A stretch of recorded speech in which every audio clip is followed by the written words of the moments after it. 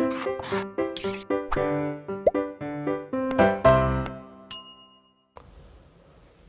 Students, welcome back to Blueprint Digital. आज की इस वीडियो में हम बीज अंकुरण यानी कि सीड जर्मिनेशन के बारे में पढ़ेंगे।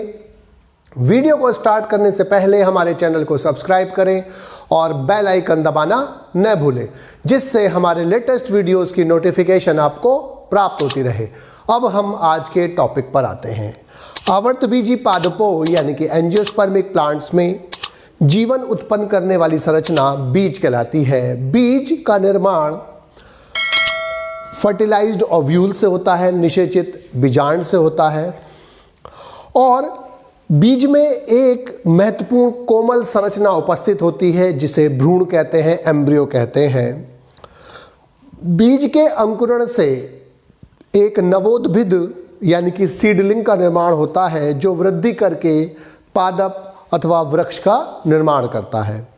बीज में उपस्थित भ्रूण जो होता है वो एक निश्चित समय अवधि तक प्रसुप्त अवस्था यानी कि डॉर्मेंट स्टेज में रहता है, और जब नमी और उचित वातावरणीय दशाएं उसे प्राप्त हो जाती हैं तो वो सक्रिय हो जाता है, और पौधे के अन्य अंगों की तुलना में बीज में अधिक समय तक उसको निष्क्रिय फॉर्म में, डॉर्मेंट फॉर्म में रखा जा सकता है। वो कई महीनों तक हो सकता है, कई वर्षों तक वो जीवित अवस्था में रह सकता है।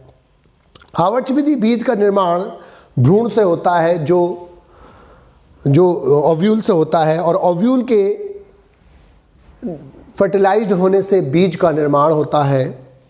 बीज में भ्रूण यानी कि एम्ब्रियो, भ्रूणपोष एंडोस्पर्म, बीजपत्र कोटिलिडन और बीज आवरण जैसी संरचनाएं उपस्थित होती हैं। वह प्रक्रिया जिसके द्वारा बीज में उपस्थित प्रसुप्त भ्रूण यानी कि डॉर्मेंट एम्ब्रियो सक्रिय होकर नवोद्भिद यानी कि सीडलिंग का निर्माण करता है, सीड जर्मिनेशन यानी कि बीज अंकुरण कहलाती है। बीज पत्रों की संख्या के आधार पर बीज दो प्रकार के होते हैं, जिसमें एक बीज पत्र यानी कि कोटिलिडन होता है, वो मोनोकॉट यानी कि एक बीज पत्री कहलाते हैं। जिसमें दो होते हैं वो द्विबीजपत्री यानी कि डाइकॉट्स कहलाते हैं। अब जो बीज के अंकुरण के दौरान अनेक उपापचयी परिवर्तन होते हैं, और जो बीज होता है वो एक ड्राई यानी कि शुष्क संरचना होती है, जिसमें उपापचयी दर जो होती है बहुत कम होती है। लेकिन जैसे ही वह जल का अवशोषण करता है तो उसमें सक्रियता बढ़ जाती है, वो सक्रिय हो जाता है, और उसमें अनेक उपापचयी परिवर्तन होते हैं।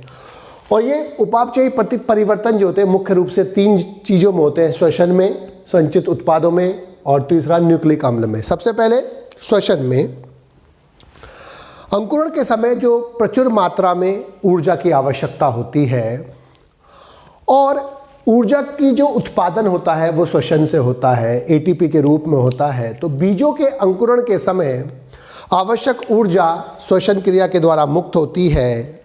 श्वसन की क्रिया जल योजन यानी कि हाइड्रेशन से संबंधित होती है।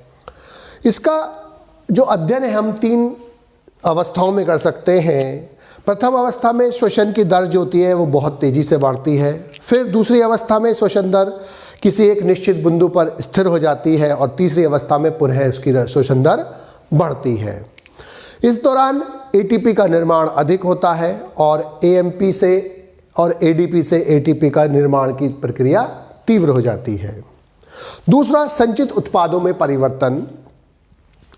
जो अंकुरण के समय जो संचित पदार्थ होते हैं वो मुख्य रूप से कार्बोहाइड्रेट, प्रोटीन या वसा यानी कि लिपिड्स हो सकते हैं, और अंकुरण के समय ये जो पदार्थ होते हैं अपनी सूक्ष्म अवस्थाओं में यानी कि लघु अणुओं में टूटते हैं।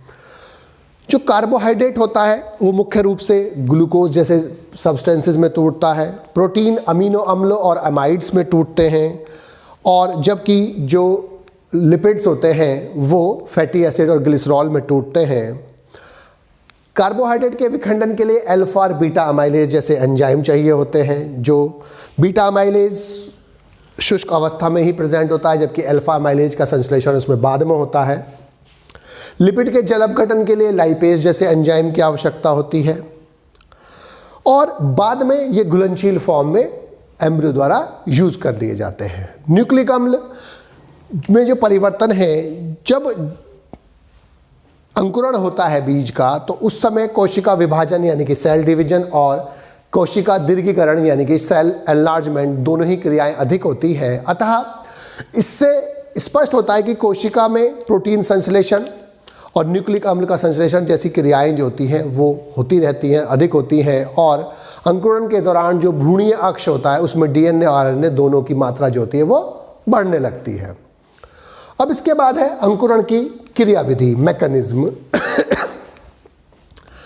बीज में जो भ्रूण होता है वो डॉर्मेंट स्टेज में यानी कि प्रसुप्त अवस्था में पड़ा रहता है और इस भ्रूण का जो प्रसुप्त अवस्था से सक्रिय होना और नए सीडलिंग का यानी कि नवोद्भिद का बनना अंकुरण कहलाता है। अंकुरण के समय बीज में अनेक परिवर्तन होते हैं। सबसे पहले अंकुरण की क्रिया में जल का अवशोषण होता है और जल इम्बिबिशन के द्वारा, अंतः शोषण के द्वारा बीज के अंदर प्रवेश करता है और जिससे उसके सभी भाग मुलायम हो जाते हैं और बीज में जो उपस्थित भ्रूण होता है वो बाहर निकलने के लिए उचित और सुविधाजनक स्थान प्राप्त करने लगता है।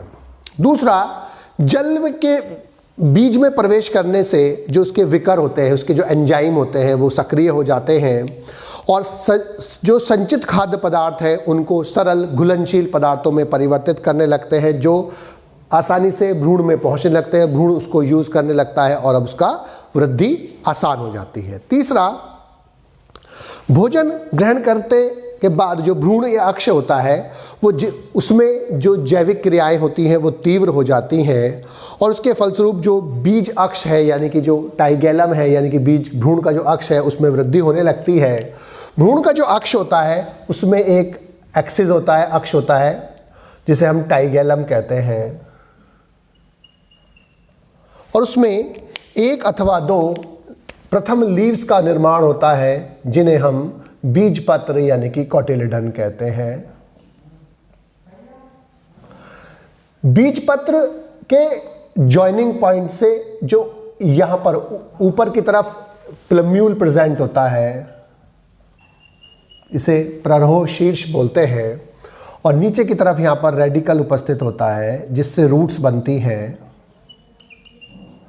तो कोटिलेडन्स के जो बीज अक्ष से अटैचमेंट के पॉइंट से लेकर रेडिकल का जो पार्ट है उसे हम हाइपोकोटाइल बोलते हैं, जबकि प्लम्यूल से लेकर और बीज पत्र के अटैचमेंट पॉइंट के जो पार्ट होता है उसको हम एपिकोटाइल बोलते हैं। प्लम्यूल से शूट यानी कि स्टेम का निर्माण होता है, तने का निर्माण होता है, जबकि रेडिकल से रूट का निर्माण होता है, इसे मूलांकुर कहते हैं।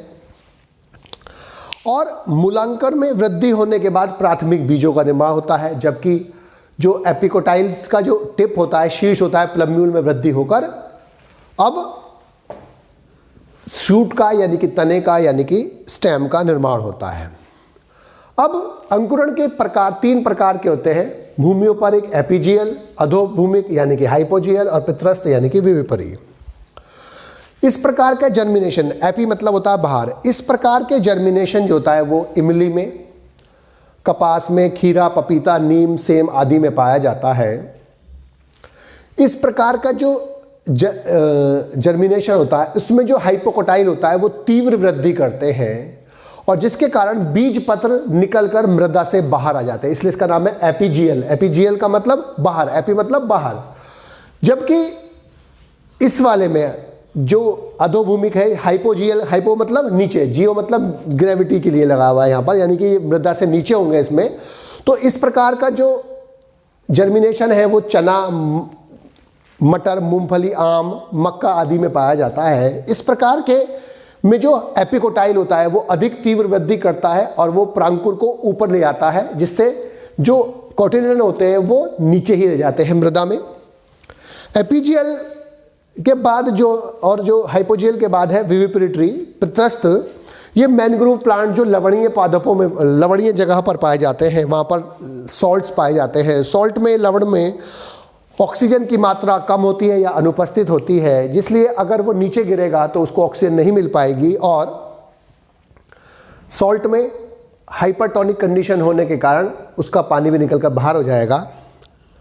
इसीलिए इनमें जो जर्मिनेशन होता है, अंकुरण होता है, वो पेड़ पर लगे फ्रूट्स के अंदर ही प्रारंभ हो जाता है। जब पेड़ पर फ्रूट लगा हुआ होता है उसके अंदर जो सीड्स उपस्थित होते हैं उसी के अंदर उसका जर्मिनेशन स्टार्ट हो जाता है और अंकुरित बीज से निकलने वाला जो हाइपोकोटाइल होता है वो वृद्धि करके मोटा हो जाता है, भारी हो जाता है, मूसल जैसा हो जाता है और इसी की सहायता से जो नवोद्भिद होता है अब वो उस दलदली भूमि में आकर सेटल हो पाता है, वहाँ पर आसानी से रह पाता है।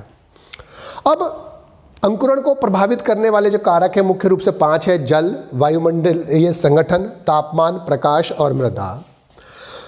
जल सबसे महत्वपूर्ण कारकों में से एक होता है, क्योंकि जल के बिना जो एंजाइम्स होते हैं बीज के वो भी एक्टिव नहीं हो पाते। जल के कारण ही वो सॉफ्ट हो पाता है, जिसके कारण वो बॉडी से बाहर निकलता है, जो भ्रूण बनकर आता है। तो बीजों में जो खाद्य पदार्थ शुष्क और संतृप्त अवस्था में पाए जाते हैं वो बीजों में उपापचय क्रियाएं नगण्य होती हैं, लेकिन जल के अंदर जाने से, अंतःशोषण से एंजाइम भी एक्टिव हो जाते हैं और जो कॉम्प्लेक्स जटिल फूड पदार्थ पड़ते हैं वो सरल और घुलनशील टाइप के भोज्य पदार्थों में परिवर्तित होने लगते हैं, जिसे भ्रूण यूज कर लेता है। दूसरा, वायुमंडलीय संगठन। अब जो वायुमंडल में संगठन है उसमें जो ऑक्सीजन अंकुरण के लिए अति आवश्यक होती है, भोज्य पदार्थों के ऑक्सीकरण के लिए आवश्यक होती है, इसीलिए अधिकांश बीज प्रायः 20% O2 युक्त वायु में ही भली भांति ग्रो कर पाते हैं, क्योंकि उनको अपने कार्यों के लिए ऑक्सीजन की आवश्यकता होती है। ऑक्सीजन की कमी वाले वायुमंडल में बीजों का अंकुरण कम हो जाता है। CO2 अंकुरण की क्रिया को ऑक्सीजन के विपरीत प्रभाव डालती है, अर्थात CO2 की अधिक सांद्रता होने पर अधिकांश बीज में अंकुरण नहीं हो पाता है। इसके बाद जो तापमान है, तापमान जो होता है, जो बेस्ट तापमान होता है वो 20 से 35 डिग्री सेल्सियस होता है और इस तापमान पर उसके एंजाइम्स भी बेस्ट काम करते हैं। 20 डिग्री सेल्सियस से कम होने पर और 35 डिग्री सेल्सियस होने से अधिक होने पर जो बीज का अंकुरण है वो कम हो जाता है। इसके बाद प्रकाश। कुछ पादपों के जो बीज होते हैं वो प्रकाश की उपस्थिति में ग्रो करते हैं, अन्यथा अधिकांश पादपों के बीज प्रकाश की अनुपस्थिति में ही अंकुरित हो जाते हैं। इसके आधार पर 3 प्रकार के बीज पाए जाते हैं जिन्हें प्रकाश की आवश्यकता होती है, जिन्हें प्रकाश की आवश्यकता नहीं होती, और कुछ ऐसे होते हैं जो प्रकाश की अनुपस्थिति में ग्रो करते हैं, और तीसरे ऐसे होते हैं जिनका अंकुरण जो होता है प्रकाश पर निर्भर नहीं करता है। लास्ट जो मृदा है, मृदा में जो होती है, मृदा में जो अंकुरण होता है उसके लिए मृदा की जो परिस्थितियां होती हैं, कंडीशंस होती हैं, वो भी निर्भर करती है। मृदा में जल कितना है, जल होल्डिंग कैपेसिटी कितनी है, मृदा का pH कितना है, इन सब चीज़ों पर निर्भर करता है। इसके अलावा मृदा में वायु कितनी है, इन सब कारणों पर जो बीज का अंकुरण है वो निर्भर करता है। इसीलिए मृदा में अगर उपयुक्त कंडीशंस होती हैं जो बीज के जर्मिनेशन के लिए, अंकुरण के लिए आवश्यक होती हैं, वो उपस्थित होती हैं, तो मृदा में अधिक जर्मिनेशन होता है सीड्स का। लेकिन अगर वहाँ पर परिस्थितियाँ खराब हैं जो सीड के जर्मिनेशन के लिए हानिकारक हैं, जैसे अधिक सॉल्ट की उपस्थिति, कम ऑक्सीजन की उपस्थिति, ये सब कारक और अन्य कारक जो होते हैं जो बीज अंकुरण को प्रतिकूल प्रभाव डालते हैं, उसकी उपस्थिति में बीज का अंकुरण कम हो जाता है या बीज का अंकुरण नहीं हो पाता है। बच्चों, आज की इस वीडियो में बस हम इतना ही पढ़ेंगे। हमारी इस वीडियो को आप लाइक करें और अपने दोस्तों के साथ शेयर करें। यदि आपका कोई डाउट है तो आप हमें कमेंट करके बता सकते हैं। इस अध्याय को और अच्छे से पढ़ने और समझने के लिए आप चित्रा प्रकाशन की बुक एक्टिव जीव विज्ञान की सहायता भी ले सकते हैं।